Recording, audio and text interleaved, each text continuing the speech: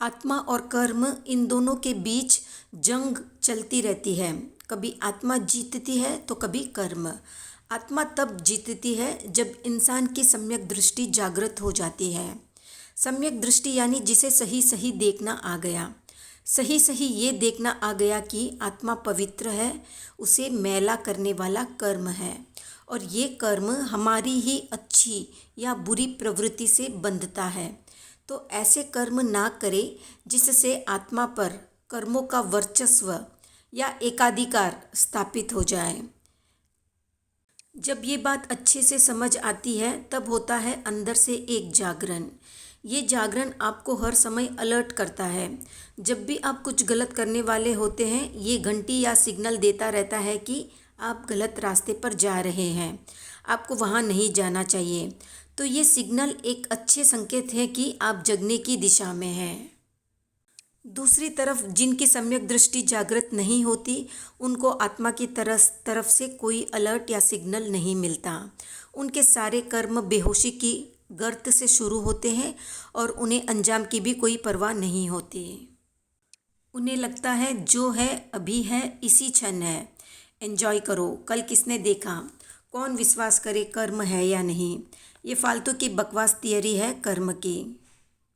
कुछ कर्म का फल वल नहीं मिलना है, ये सारी बातें हमें डराने के लिए हैं। सब करो अपने मज़े के लिए, चाहे जानवर काटना हो या मांस खाना हो, शराब पीना हो या जुआ खेलना हो, वैश्यागमन करना हो या फिर चोरी। इस तरह से कर्मों से डरेंगे तो लाइफ को एंजॉय भी नहीं कर पाएंगे।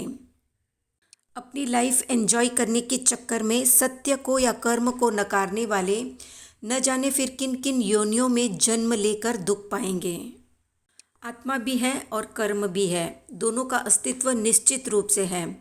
अगर आप आत्मा और कर्म को आँखों से नहीं देख पा रहे तो इसका मतलब ये नहीं है कि उनका अस्तित्व ही नहीं है या वे एग्जिस्ट ही नहीं करते। उनका अस्तित्व है, पर हमारी आंखें एक सीमा से बाहर तत्वों को देख नहीं पाती।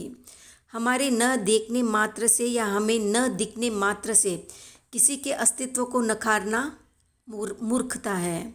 ऐसे तो हमें हवा भी नहीं दिखती, इलेक्ट्रिसिटी भी नहीं दिखती, हमारी जो आने जाने वाली सांस है वो भी नहीं दिखती, तो क्या इनका अस्तित्व नहीं है? तो अपने आप को सर्वज्ञानी मानने की भूल न करें, अपनी लिमिट और सीमाएं समझें। हम भले ही पढ़े लिखे हैं, पर आत्मा और कर्म को समझने के लिए जिस सूक्ष्म दृष्टि और गंभीरता की ज़रूरत होती है वो हमारे पास नहीं है। हम स्थूल चीज़ों को जैसे समझते हैं वैसे ही हम चाहते हैं कि हम आत्मा और कर्म को भी इन आँखों से देखें, इन आँखों से सोचें या समझें। इनको वास्तव में देखना व समझना चाहते हैं तो ऐशो आराम की ज़िंदगी जीते हुए या मज़े करते हुए या फिर मनपसंद खाना खाते हुए कभी नहीं जान पाएंगे।